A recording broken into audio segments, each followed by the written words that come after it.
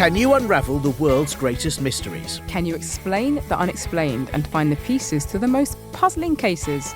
Or are you worried about things that go bump in the night, as some of your furniture has very sharp corners and it might hurt their knees? There aren't things that go bump in the night, Tiernan. Oh yeah? Then what about me when I sneak around in the dark for a midnight snack? That doesn't count. Are you a Mythbuster? Or a Myth Truster? I'm Tiernan. And I'm Athena. Welcome to Bust or Trust, a kids' mystery podcast. And we are the Busters or Trusters.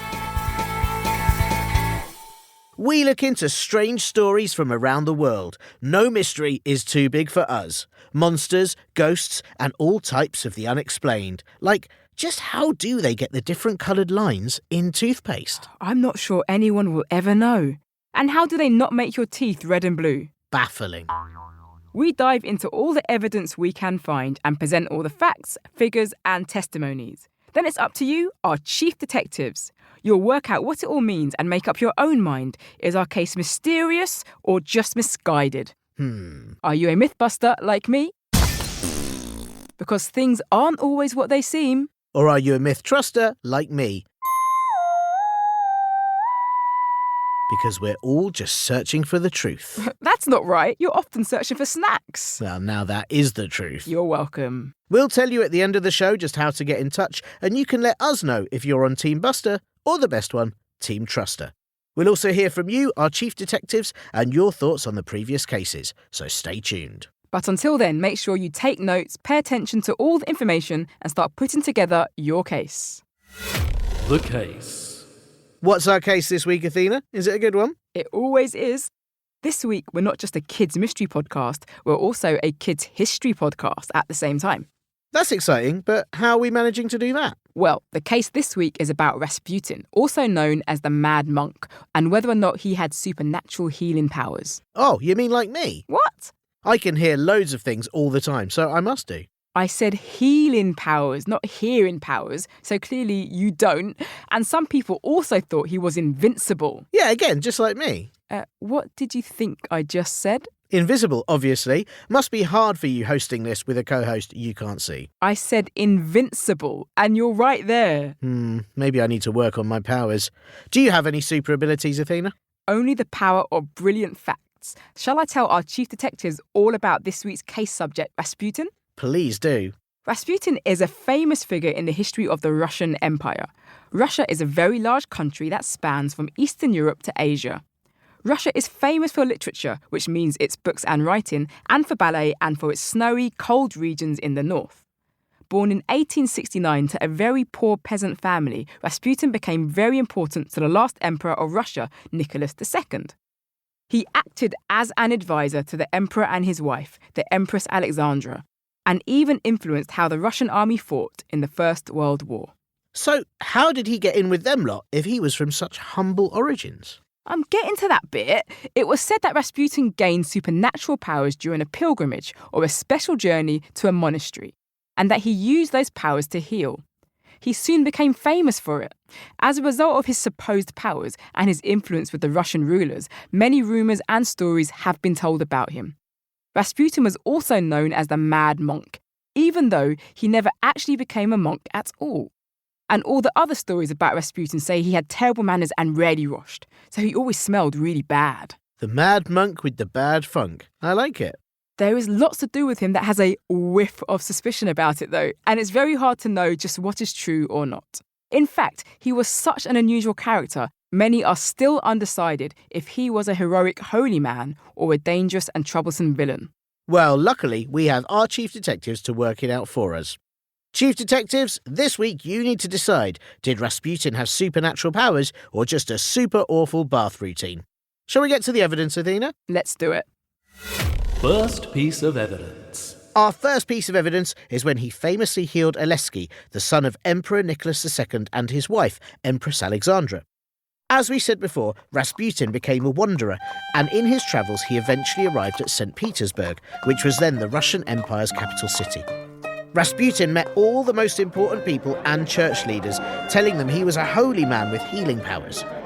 These important people were all so impressed that they introduced him to the Emperor and Empress in 1905. I don't know if I would have just taken his word for it. No, probably not, but Russia's rulers certainly did. The emperor's son Alesky suffered from haemophilia, which is a condition where someone's blood doesn't clot properly, so it doesn't make scabs when you're cut. This means it can be very dangerous for them to get an injury. Nowadays, there are brilliant treatments for people with the condition, but at the beginning of the 20th century, medicine was not very good, and haemophilia was still a mystery to many doctors, none of whom had been able to treat the boy. When Rasputin came to help, he demanded all the treatments the doctors had prescribed for Alesky be thrown in the fire, and after just one session of caring for the boy, Rasputin made him much, much better. In fact, the Empress believed her son was cured. So that proves he must have had some sort of special healing powers. It's a great story, and by all accounts, the moment that helped Rasputin becomes so powerful. But a lot of historians now dispute or question exactly what happened. Some historians have argued that the doctors would have prescribed him aspirin, a common medicine used at the time. But what doctors didn't know then was that aspirin made haemophilia much worse because it made it even harder for the blood to clot. By getting rid of all those bad medicines, Alesky's symptoms would instantly have got better. Some historians also argue that there's no evidence Alesky had haemophilia in the first place, and others even suggest Rasputin used hypnosis techniques to help calm Alesky down, which would have helped his symptoms. Well, isn't that a sort of supernatural power? Being super calm?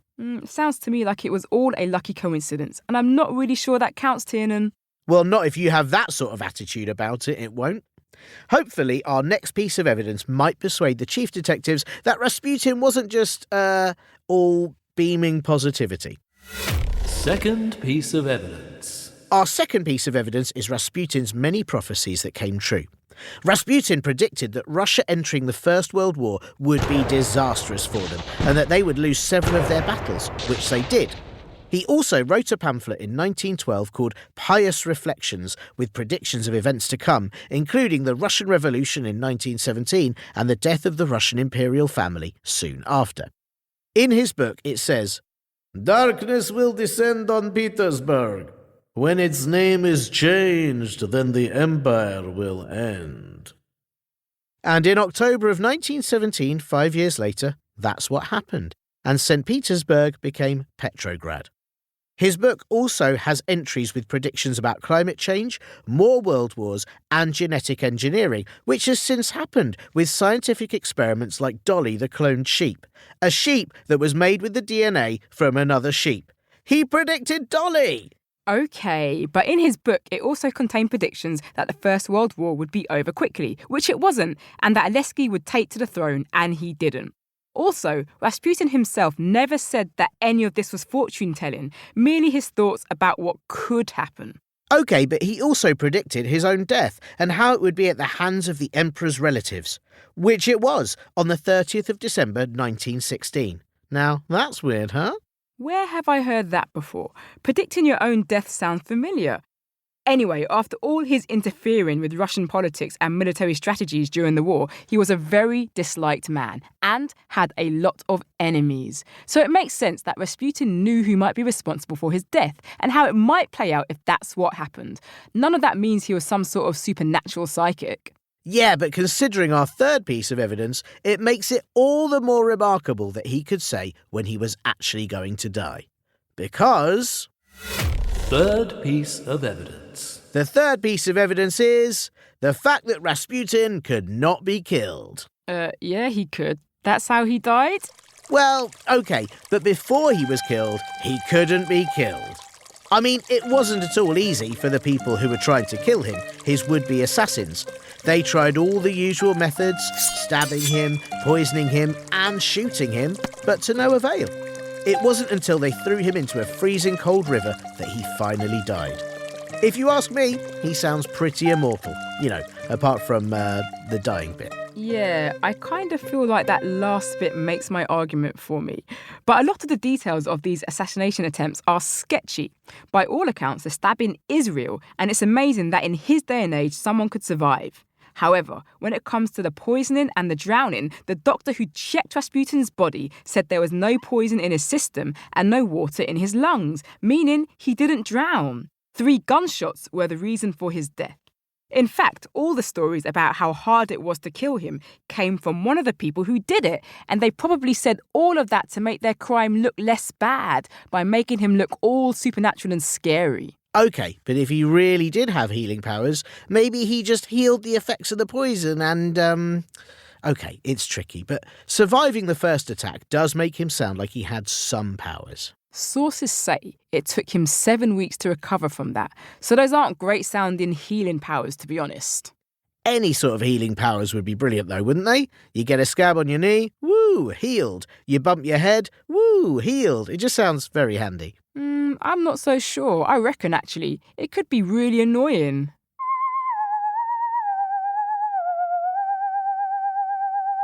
Yummy! A lovely egg for breakfast. Just have to finish cracking the shell. Never fear! The mighty mender is here, and I will help you, tiny egg. Oh, that is so annoying. Now I've got to crack it all over again. That's it, everyone. Time to smash the piñata. Don't worry, tiny donkey. I am here to save you. Oh, why would you do that? That's totally ruined the party. Thank you, good sir, but I must be off to mend all those in need. Right, kids, break the piñata again. Oh, I'm so sorry, Mighty Mender, but you're just annoying too many people, so I'm going to have to break your contract and stop being your manager. You're on your own now. That's what you think. Broken contract, mend! I can't believe it. Well, I'm still not going to be your manager anymore. You can't make me. It's too irritating. You can work out what you're going to do about it. I'm off on my lunch break. Oh, no. No, you're not. You've mended my lunch break. Unbelievable. Urgh. But I thought we were friends. You've broken my heart. Oh, wait. Yeah, it's fine now. Yeah, that is really annoying, actually. You're right. Maybe that's why so many people hated Rasputin in the end. They just wanted a lovely egg for breakfast. It might have just been a sketch, but I reckon you're right on that one. And I'm right on Rasputin's abilities too. No, you're not. But actually, it's up for the chief detectives to decide. Shall we round up the evidence so they can decide if Rasputin had supernatural powers or not? Yes, let's. Evidence recap. Our first piece of evidence was Rasputin's healing powers in action when he healed the Emperor's son, who is very ill with haemophilia, a condition that stops your blood clotting. Except it sounds like it could have been a lucky consequence of him having all the prescribed medicines thrown away, which included aspirin, a medicine that actually makes haemophilia worse. Our second piece of evidence was all of Rasputin's predictions about the fall of the Russian Empire, climate change, Dolly the sheep, sort of, and even his own death. Except he also predicted things that didn't happen too. And he didn't actually call any of them predictions, more just theories of what might happen. Our last piece of evidence is how Rasputin was basically immortal, as he was very hard to kill. Except for when he was killed, which pretty much ruins that one. So now we're handing it over to you, Chief Detectives. What do you think? Are you a Rasputin had supernatural powers mythbuster? Or a Rasputin had supernatural powers myth truster? We want to hear from you and what you think, and most importantly, which side you're on. Obviously mine though, right? Obviously not. They're on Team Buster with this one. Send us your voice notes and emails with an explanation of why you're a myth truster or mythbuster when it comes to whether Rasputin had supernatural healing powers or not. All you have to do is ask your grown-ups to help you email us your voice notes or thoughts to hello@bustortrust.com or comment over at our Spotify Q&A. Tell us your name, age, what you think all the evidence means, and please make sure your grown-ups give us permission to use your voice notes or emails in our next episode. We won't always be able to use all of them. But we do love to hear them, and here are some thoughts from you lot, our Chief Detectives, on the last few episodes. We have had some brilliant responses from you Chief Detectives. This one has been sent in by Jinx, all about our episode to do with the Oak Island treasure. And Jinx says, I think the treasure is real because all the evidence points to that, doesn't it? And if the brothers are still finding gold today, it must be scattered about the island. Hashtag Team Truster. P.S. Great podcast. Yes, Jinx, Team Truster all the way. And I think you're right. All the evidence points to there definitely being a big pit of treasure somewhere on Oak Island. They'll find it one day. I'm sure of it. Well, go and find it and buy yourself a new mug. This bit of feedback is from somebody we think is called KK, and this person gave us some feedback about the lost village of Kuldara. I loved this episode, and I am a buster because all of the eyewitness evidence is stuff that could just be people. Kids scream, and there might be people freaking people out on purpose to scare them. I couldn't agree more. Oh, so people are doing it on purpose, are they? They've all run away from the village on purpose. Yes. I'm not so sure. Yes. There must have been something there that spooked them. But thank you, KK, for reviewing all the evidence. It's very well done. Thanks to all of you. I love hearing from our chief detectives. Yeah, me too. And if you enjoyed the show, please follow us on Apple Podcasts, Spotify or Amazon Music, or wherever you listen to your podcasts for more great episodes. We love to hear what you think, so please do rate and review us on Apple Podcasts and Spotify. It helps more detectives find, bust or trust. We'll even read some of the reviews out on the show. Thanks for listening. We'll see you next time for more Bust or Trust.